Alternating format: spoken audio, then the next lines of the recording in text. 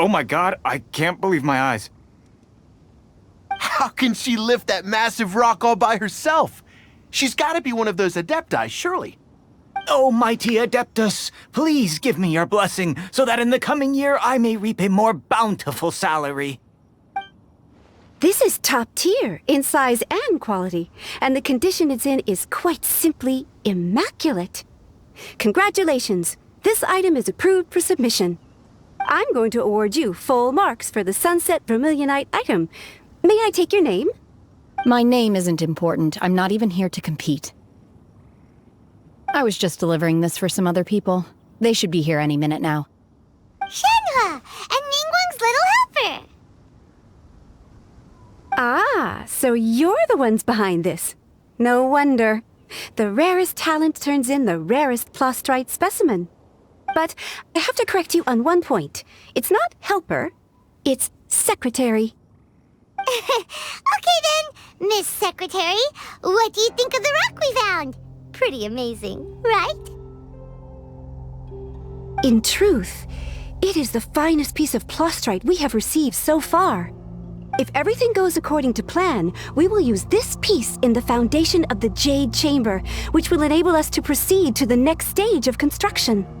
As a side note, Lady Ningguang has rented some dwellings in the nearby area to serve as accommodations for the contestants. If you need a place to rest, you are welcome to stay there. Now, please excuse me. As you can see, there is still a lot of work to do on the building site. Shenhe! Just now on the way over, pretty much everyone was singing your praises! Oh, really? What kind of reaction is that? So strange. Aren't you happy about it? Whenever Paimon gets praised, Paimon can't help but hold their head up high and break into a big smug smile. I've had similar compliments before. They call me an adeptus, treat me with great deference and respect, as if I'm set apart from the common folk. Yeah, 'cause that's how adepti are. At least the ones we've met are pretty unique and reclusive, too. Way different than normal people. But I am not... Shenhe?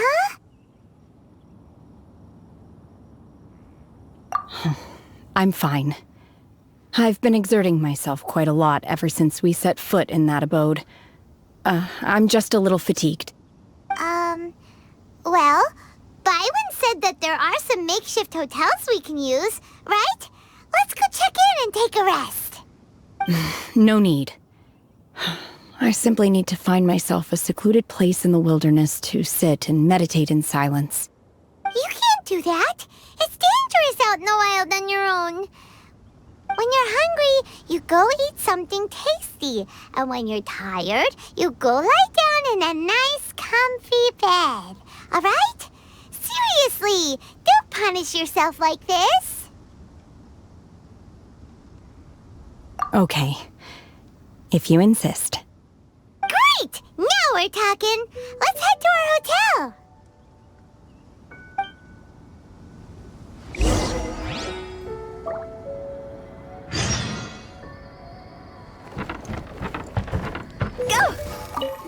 You know something?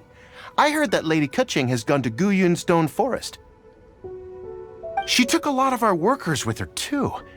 So does that mean there's another construction project going on over there as well?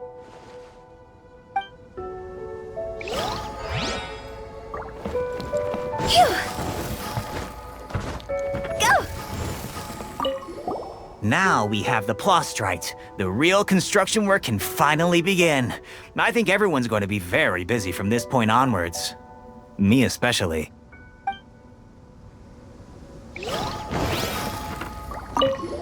That young lady who carried the plastrite in earlier, she's gotta be an adeptus, surely.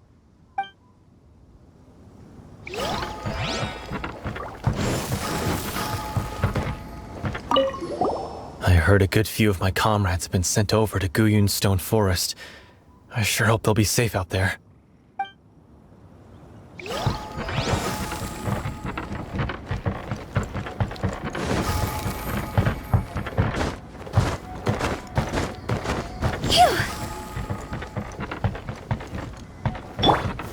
Gather!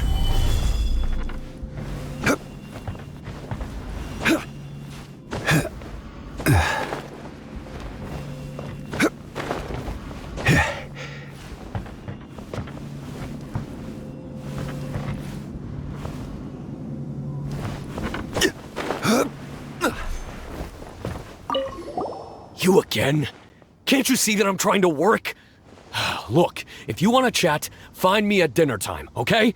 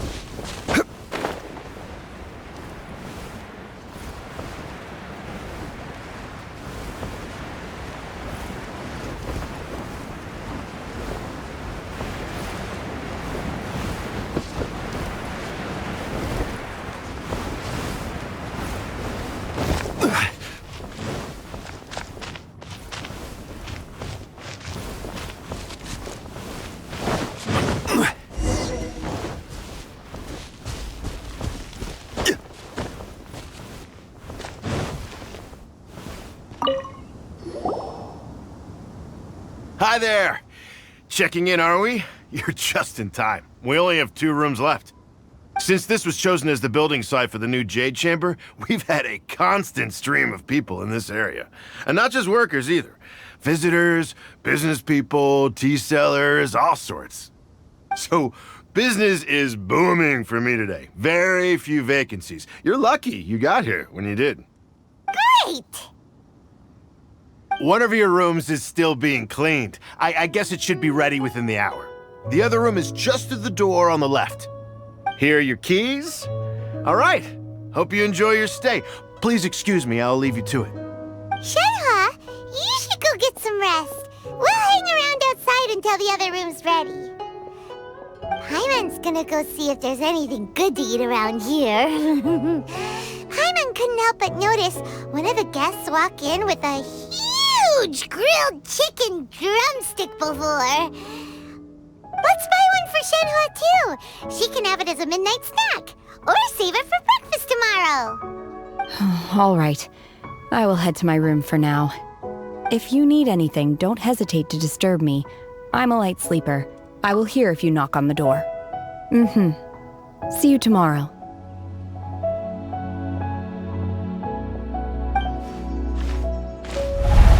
Hey, isn't that Cloud Retainer? here. Let's go and say hi.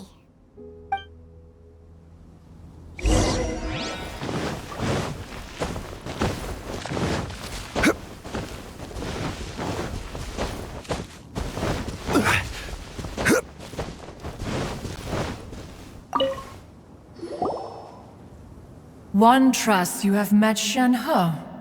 So, are you getting along quite well? So far, so good. Yeah. So, you know Shenhe too, Cloud Retainer? Naturally. Save for Ganyu, who spends the majority of her time in Liyue Harbor. All the adepti living today are acquainted with Shenhe to some degree. Cool! So, what's her adeptus name anyway? Calling her Shenhe feels kind of friendly, but also kind of disrespectful. So Paimon's thinking maybe it'd be better if we called her by her adeptus name instead. Her adeptus name? Why, pray tell, would Shenhe have an adeptus name? Don't all adepti have a special title they go by? On this latter point, you are correct. However, Shenhe is human. Oh, right. Wait, what? Paimon neither! This is a real surprise! Do you mean to say that she presents differently from ordinary human beings? Well, to start with, her problem-solving methods are extremely direct. Ah, yes. She was like this all those years ago when one first met her. In this respect, she has not changed. One first found Shenhe by chance in a cave. One was passing by and sensed the presence of a god's remains. Being of an ever-vigilant disposition, one entered immediately to inspect the scene. Inside was Shenhe, then aged around 6 years old. In her hand, she held a dagger with which she was confronting a monster that was the god's remains incarnate. That sounds so dangerous. When one arrived, she had already been locked in confrontation with this monster for several days. Most mortal children are fragile, both physically and mentally, and are highly reliant on their parents for survival. But not so her. That she was able to endure such terrible danger was due not only to her strong willpower, but also to the bloodlust and homicidal instinct with which she was born.